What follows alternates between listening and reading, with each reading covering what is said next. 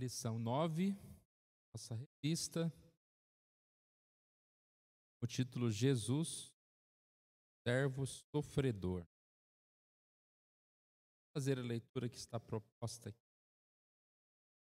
Isaías 52, 13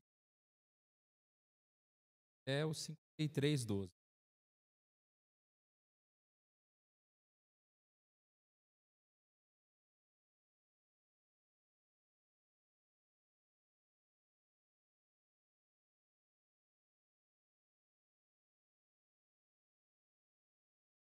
Isaías, a partir do capítulo 52, 13. Eis que o meu servo procederá com prudência, será exaltado e elevado será muito sublime. E elevado e será muito sublime. Como passaram muitos à vista dele, pois o seu aspecto estava muito desfigurado, mais do que o de outro qualquer, e a sua aparência mais do que a dos outros filhos dos homens. Assim causará admiração às nações, e os reis fecharão a sua boca por causa dele, porque aquilo que não lhes foi anunciado verão, e aquilo que não ouviram entenderão. Quem creu em nossa pregação? E a quem foi revelado o braço do Senhor? Porque foi subindo como renovo perante ele e como raiz de uma terra seca. Não tinha aparência nem formosura. Olhámo-lo, mas nenhuma beleza havia que agradasse. Era desprezado e o mais rejeitado entre os homens, homem de dores e que sabe o que é padecer. Como um de quem os homens escondem o rosto. Era desprezado e dele não fizemos caso. Certamente ele tomou sobre si as nossas enfermidades e as nossas dores levou sobre si. E nós o reputávamos por aflito, ferido de Deus e oprimido. Mas ele foi transpassado pelas nossas transgressões e moído pelas nossas iniquidades. O castigo que nos traz a paz estava sobre ele, e pelas suas pisaduras fomos sarados. Todos nós andávamos desgarrados como ovelhas, cada um se desviava pelo caminho, mas o Senhor fez cair sobre ele a iniquidade de nós todos. Ele foi oprimido e humilhado, mas não abriu a boca. Como cordeiro foi levado ao matadouro, e como ovelha muda perante os seus tosquiadores, ele não abriu a boca. O juízo opressor foi arrebatado, e da sua linguagem, quem dela cogitou? Porquanto foi cortado da terra dos viventes. Por causa das transgressões, meu povo, foi ele ferido. Designaram-lhe sepultura com os perversos, mas com o rico esteve na sua morte, posto que nunca fez injustiça, nem dolo algum se achou em sua boca. Todavia ao Senhor agradou moê-lo, fazendo-o enfermar, quando der ele a sua alma como oferta pelo pecado. Verá a sua posteridade e prolongará seus dias, e a vontade do Senhor prosperará nas suas mãos. Ele verá o fruto do penoso trabalho de sua alma e ficará satisfeito. O meu servo, o justo, com o seu conhecimento justificará a muitos, porque as iniquidades deles levará sobre si. Por isso, eu lhe darei muitos como a sua parte, e com os poderosos repartirá ele o despojo. Porquanto derramou a sua alma na morte, foi contado com os transgressores. Contudo, levou sobre si o pecado de muitos, pelos transgressores intercedeu. Passagem relativamente longa, questão de ler, que o tema da nossa lição fala sobre tudo sobre Jesus. E esse é um dos textos mais claros, falando a respeito de Jesus, da sua morte, da eficácia da sua morte. São muitos detalhes, né, que nós não teremos tempo de estudar, mas a gente percebe claramente o Novo Testamento sendo anunciado aqui no Antigo Testamento. As partes dessas passagens são bases para o Novo Testamento no sentido não só histórico, mas que os escritores colocaram, como Paulo, em Romanos 5, cita Isaías, e são vários outros que citam passagens como essa, para falar de Jesus. O tema, então, é Jesus, o servo sofredor. É uma lição que ajuda a nos tirar essa dúvida que é colocada aqui na introdução.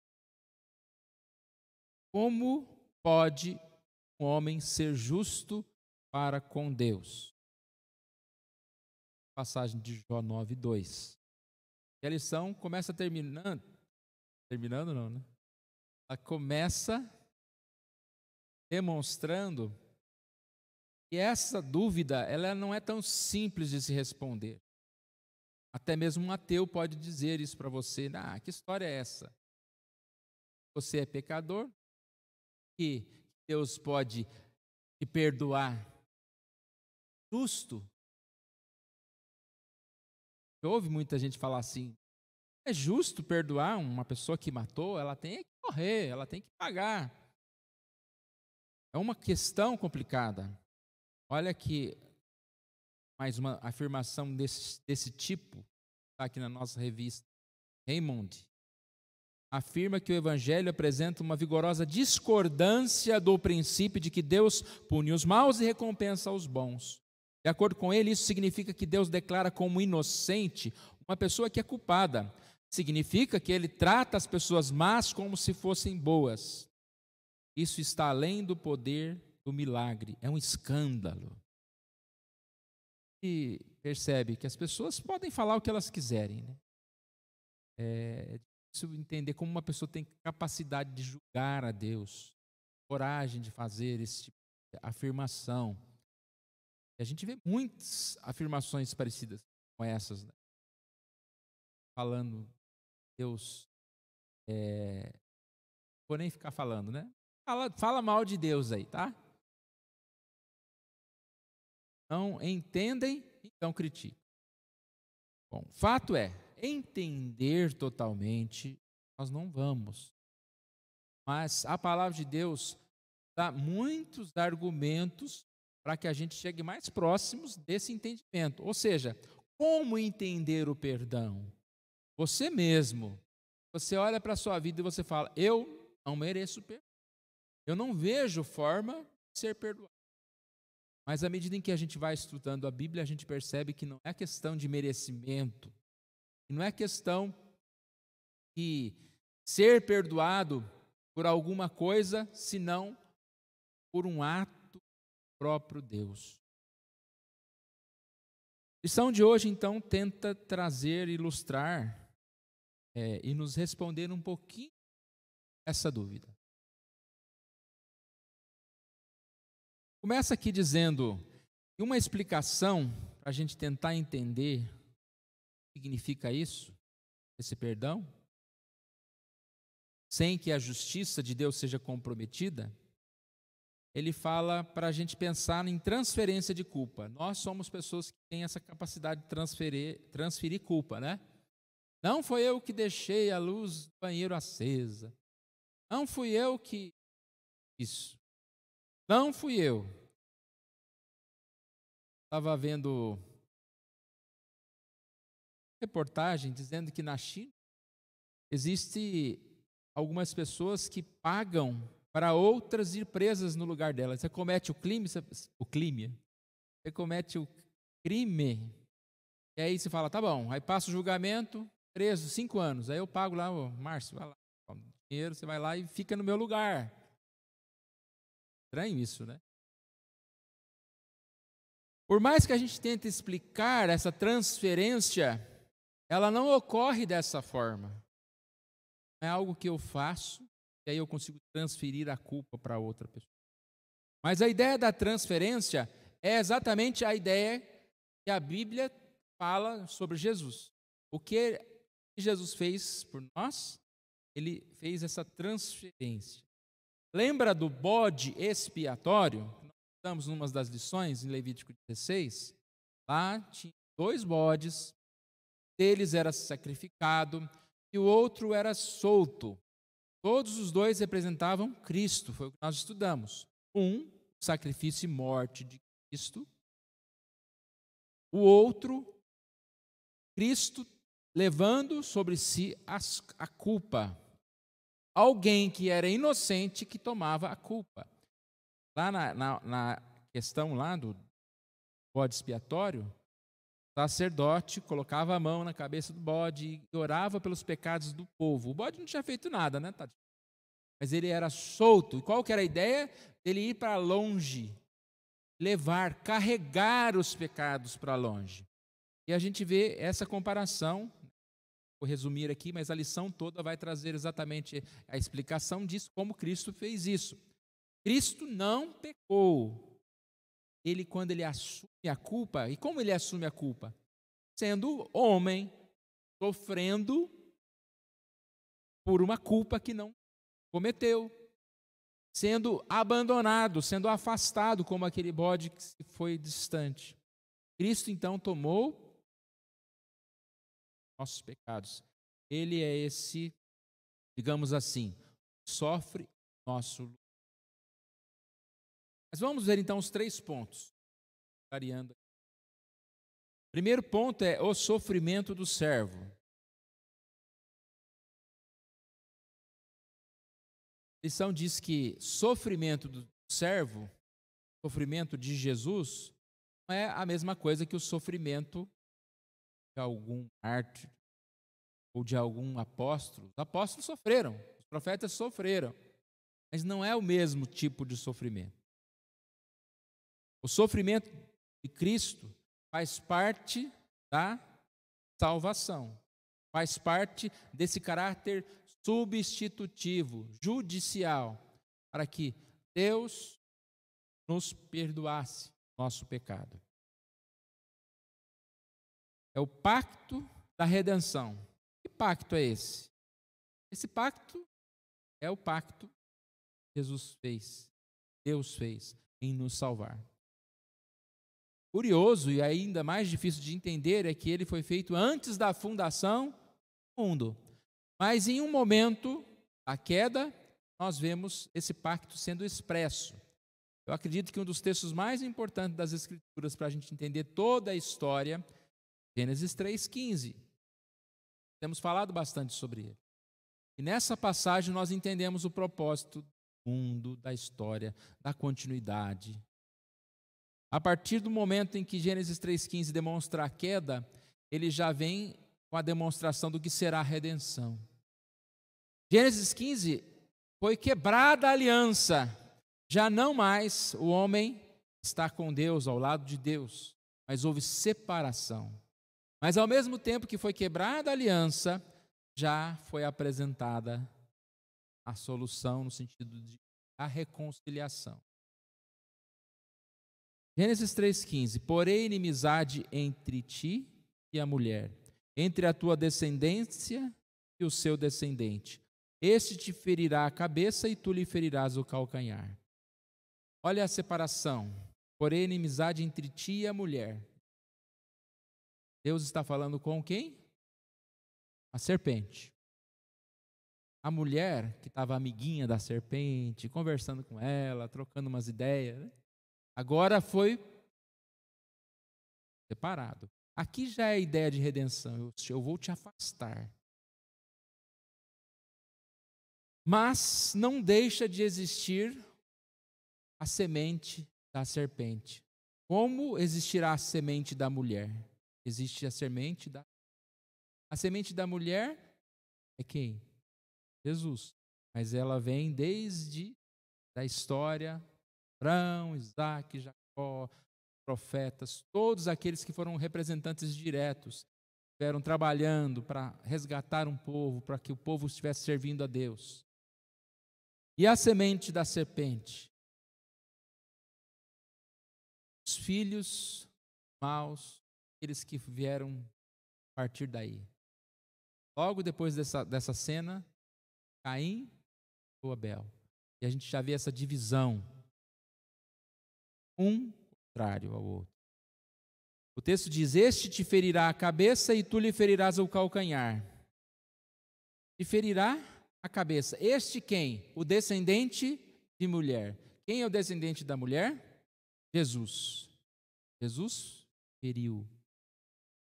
Jesus morreu e assim trouxe salvação. Tu lhe ferirás o calcanhar. Ferirás o calcanhar de quem? Jesus. E aí vem toda a representação do sofrimento de Jesus. Ao mesmo tempo que Jesus vai esmagar a serpente, também o seu calcanhar, ou seja, ele precisa sofrer para que isso pudesse ser realizado. Então, a partir desse versículo, toda a história vai se desenvolvendo. E assim a gente compreende o papel da igreja na história, o papel de Deus na salvação.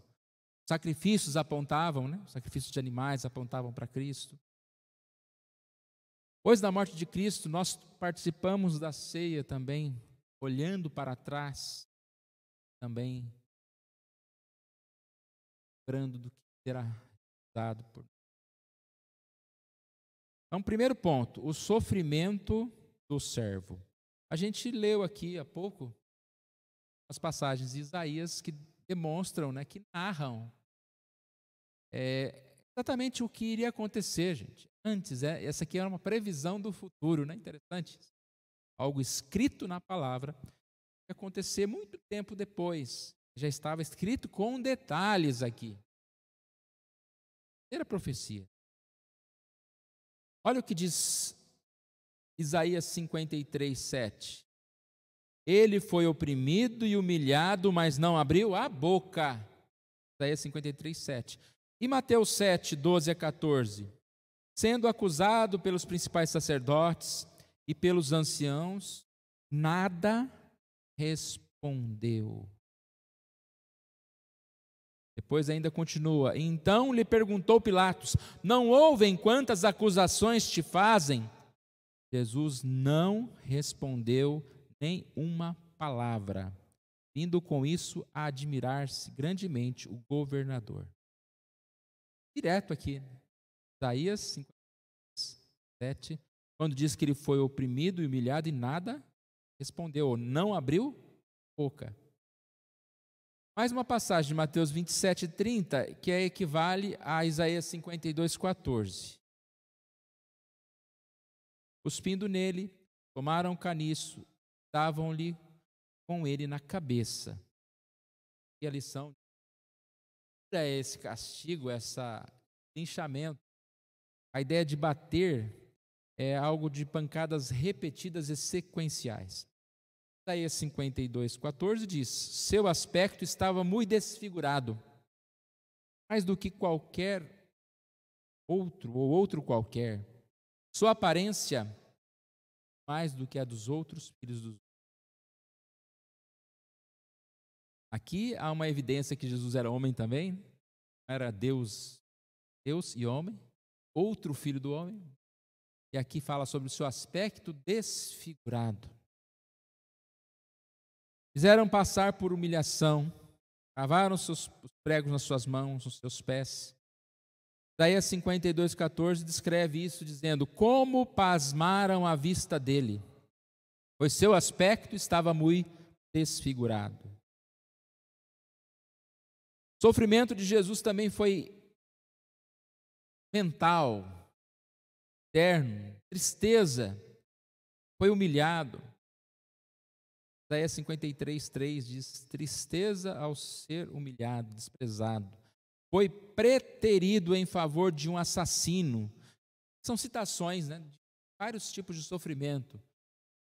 Vou ler várias passagens, né, como Jesus sofreu. foi blasfemado, os soldados dançavam ao redor dele, adorando os seus deuses pagãos. Aí eu lembrei da nossa mensagem de quarta-feira, né, quando José foi despido de toda a sua autoridade, quando foi tirada aquela roupa que ele vestia, suas vestes, jogado num poço, enquanto isso seus irmãos comiam e bebiam, provavelmente estavam rindo ali, lembrando muito bem do seu irmão. Descaso total. José, um tipo de Cristo. Cristo sofreu. E aqui diz, para finalizar esse ponto 1, o ápice do sofrimento de Jesus foi quando ele clamou: Deus meu, por que me desamparaste? Sofrimento, sentimento de abandono. Nós sabíamos, para que houvesse essa substituição, ele teria que passar por aqui. E nós deveríamos passar. Sofrimento, nós deveríamos passar. Passou em nosso lugar. Ponto 2 fala sobre a morte. Sofrimento, agora morte. Porque o sofrimento teve esse caráter substitutivo. A morte também, caráter substitutivo. Nós vamos vencer a morte, por quê? Jesus deu em nosso lugar. Isaías 52:15 diz aqui: assim causará admiração às nações.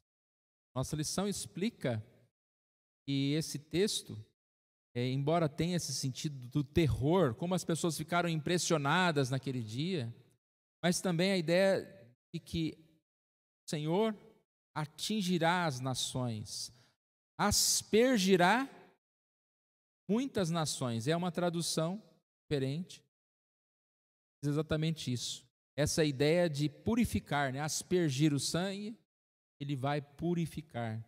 Da mesma forma que você pode ser contaminado, você pode ser aqui purificado, né? Vacina para salvar, expiar os pecados. Olha a palavra de João Calvino sobre esse versículo. Ele comenta: Deus derramará a sua palavra sobre muitas nações. A lição então está dizendo que a morte de Jesus, ela veio para curar. Não só um povo específico ali daquele lugar, mas aspergerá sobre o mundo. Não há lugar no mundo que não existam cristãos. Podem ser poucos, mas Jesus, do nascer ao seu poente, glória será dada, a glória é dada. Deus é glorificado, ser do sol até o seu romper. Justificados, então, temos paz com Deus. Essa afirmação aqui aspergirá sobre muitas nações, a ideia de que Deus derramará a sua palavra. E a palavra que traz? Paz. Romanos 5:1 diz que mediante a fé temos paz com Deus por intermédio de nosso Senhor Jesus Cristo. Paulo, então, aqui, como eu disse anteriormente, ele está expondo Isaías 53:5. Como se ele lesse Isaías e estivesse pregando àquela igreja. Olha o que Paulo diz. Ele foi... Isaías 53:5, né? E Paulo também diz: ele foi transpassado pelas nossas transgressões e moído pelas nossas iniquidades. O castigo que nos traz a paz estava sobre ele, e pelas suas pisaduras fomos sarados. O castigo que nos traz a paz. Que paz é essa, irmãos? A paz que nós podemos ter, descansar. É a paz que o perdão dá. A gente pensa que a nossa paz ela é tirada, às vezes, por um problema financeiro, por um problema de saúde, ou por aquilo. Mas o que tira a paz das pessoas é a dor do pecado, é o sentimento de morte que está instalada no coração. Você pode ter saúde, você pode ser o mais rico do mundo. A gente testemunha isso. Quantas pessoas têm tudo? Eu estava pensando nessa época de doença, né? O jeito lá rico, lá ele pode pegar um jatinho particular, eu vou para uma ilha deserta que não tem doença, eu vou ficar lá bom, não vou sofrer nada. Sofre, porque o sofrimento não está nessa ausência de problemas externos, a falta de dinheiro, está no coração. Quando a gente busca Jesus, aqui fala, trouxe a paz. O castigo que nos traz a paz. Sobre as suas pisaduras somos sarados. E muito mais do que uma cura física momentânea, nós somos curados espiritualmente. É muito usado para falar sobre essa prosperidade de saúde, né? Não, o Senhor Deus tirou as nossas dores, as nossas enfermidades. A dor é do coração. Às vezes o Senhor Deus realmente nos tira, né? Estamos aqui, é prova que nós estamos num grupo que está sendo poupado de uma doença que atingiu a muitas pessoas. É livramento do Senhor. Mas mais do que isso, estarmos aqui, é que nós temos Cristo no coração. E nós estamos aqui para glorificar o Senhor, para aprender de Jesus. Por que Jesus é sem pecado? Lembra, na época antiga, o animal sacrificado deveria ser sem mácula. E aqui, Isaías 53:9 fala sobre isso. Talvez a gente também, lendo rapidamente, a gente nem entenda ou interprete assim. Mas essa é a palavra. Designaram-lhe sepultura com os perversos, mas como o rico esteve na sua morte, posto que nunca fez injustiça, nem dolo algum, e achou sua boca.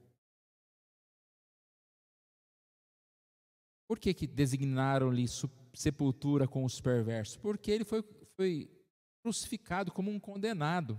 Tinha lá um condenado, foi poupado. Não, poupa esse condenado aqui, marginal, vamos matar Jesus. Por que esteve como rico na sua morte?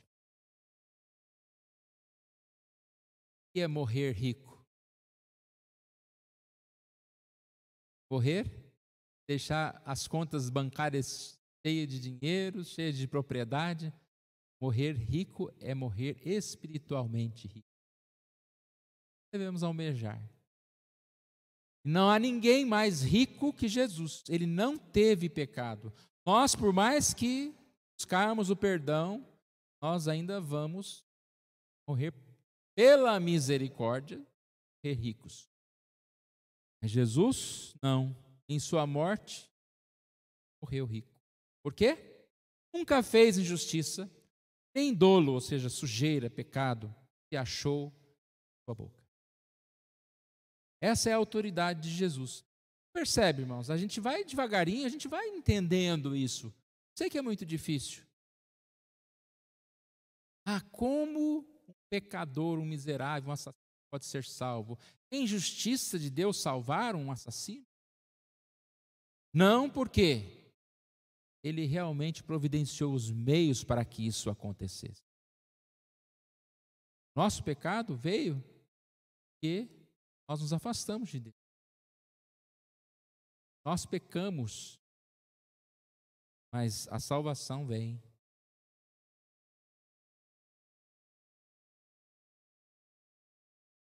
Eu estava dizendo, por que Jesus Cristo é sem pecado?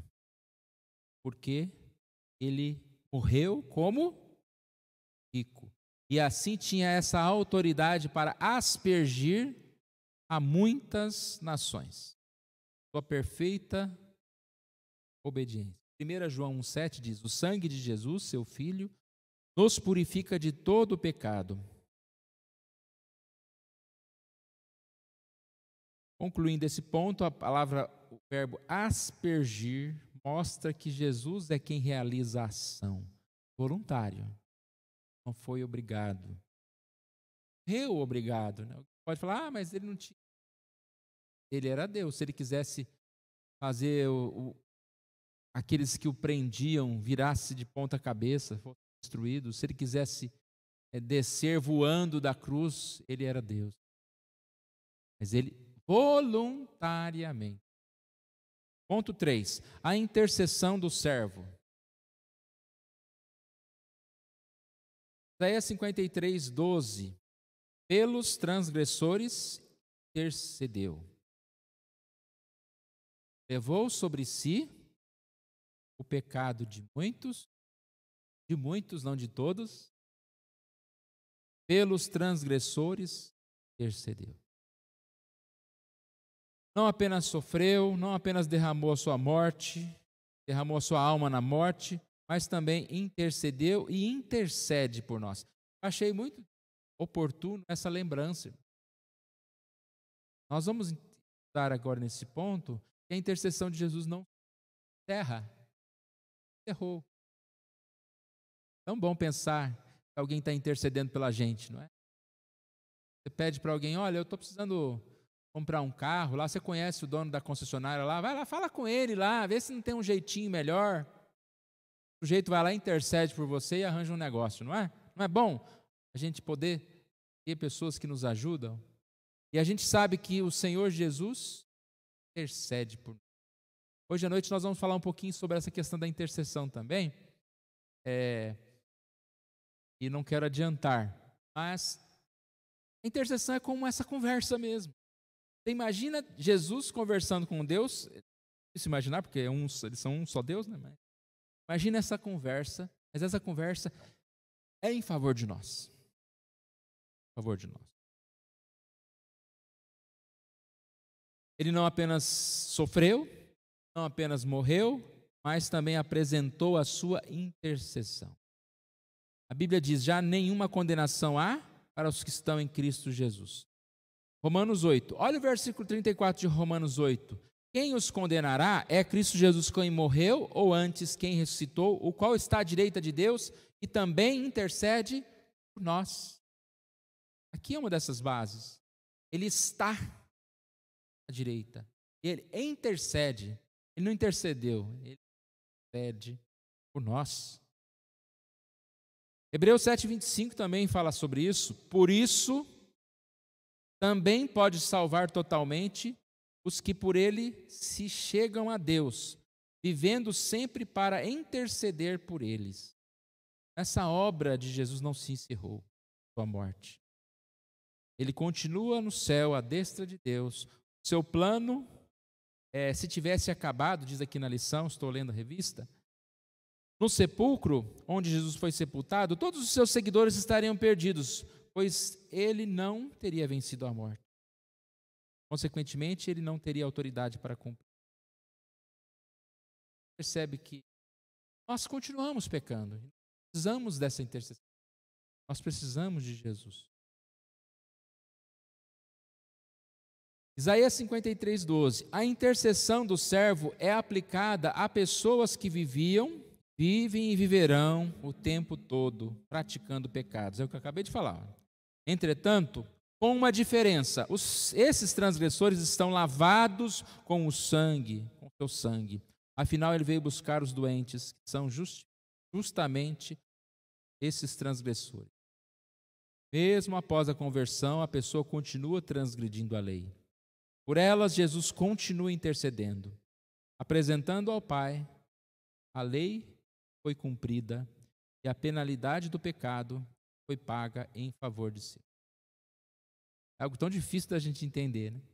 Mas pensa, pai orando pelo seu filho. Às vezes esse filho nem sabe que o seu pai está orando por ele. E essa intercessão, pensa em Jesus intercedendo por você. Não fica pensando o tempo todo nisso, mas Jesus está intercedendo por nós. Como isso é importante, como isso nos fortalece. Quando nós pecamos, nós não devemos simplesmente desanimar e dizer, olha, está vendo? Não valia nada, o inimigo tem razão, eu sou miserável, né? Não desse jeito. Mas eu tenho que pensar, olha, eu errei, eu pequei, eu andei por onde não devia andar. Mas Cristo não desistiu de mim. Isso morreu por mim e ainda... E nós estamos hoje aqui? Porque nós recebemos essa intercessão de Jesus. Ele mudou o nosso coração. A ação é de Jesus. Lembra que no início nós falamos sobre você colocar o pecado para o outro, né? Substituir, arrumar um substituto para o seu pecado? Não somos nós que falamos, não, Jesus, fica com meus pecados aí. É Ele, é a ação direta de Jesus. Ele vem no nosso coração, Ele fala com a gente, Ele transforma o nosso coração. E aí nós respondemos, confessamos os nossos pecados, reconhecemos o nosso pecado. Mas porque Ele morreu, porque Ele intercede, porque Ele sofreu por nós, nós aí recebemos isso tudo em Jesus. Basicamente isso que está aqui na conclusão. A obra do Senhor Jesus, a obra do servo do Senhor, o lugar do seu povo, foi realizada de modo cabal e perfeito. O caráter perfeito e vicário de sofrimento, morte e intercessão de Jesus, nos dá a certeza de que a salvação existe, que ela é real, está direcionada a todos aqueles pelos quais Jesus morreu. Jesus morreu para a nossa morte, para que pudéssemos viver a sua vida. Jesus morreu a nossa morte, para que pudéssemos viver a sua vida. Por isso, só o homem jamais poderia salvar, se só, né? O homem jamais poderia se salvar, pois havia necessidade de um sacrifício perfeito. Deus nos ajude, irmãos. Nós vamos terminar um momento. Na aplicação aqui, tem uma pergunta, aliás, duas perguntas. Primeira, o sofrimento, a morte e a intercessão de Jesus impulsionam você a amar a Deus e a sua palavra? Você entende que tem o grato dever de viver para Deus, servi-lo todo o seu ser? Eu creio que o objetivo dessa lição está nessa primeira pergunta. Estudar sobre a morte, sobre o sacrifício de Jesus. Como isso foi realizado por Deus antes da fundação do mundo. Como isso foi anunciado a uma serpente. Como isso veio por geração em geração. Tem como objetivo que o sofrimento e a morte e a intercessão de Jesus venham nos impulsionar a amar a Deus e a sua palavra. Vamos saber que Jesus morreu por nós. Jesus se sacrificou, tudo aquilo que Ele fez. O que eu posso fazer? O que eu fizer é pouco. Eu posso fazer o que Deus quer. Filho meu, é o teu coração. É o teu próximo. Ame ao Senhor, teu Deus. Morte, Jesus, a ressurreição. Quando nós tomamos ela para nós, não é uma historinha ali, não. Morreu por nós. A gente está dia a dia ouvindo histórias dos outros. Tem uma certa emoção, um certo envolvimento. Mas essa história, gente, a história é nossa. Deve mobilizar, mover o nosso coração.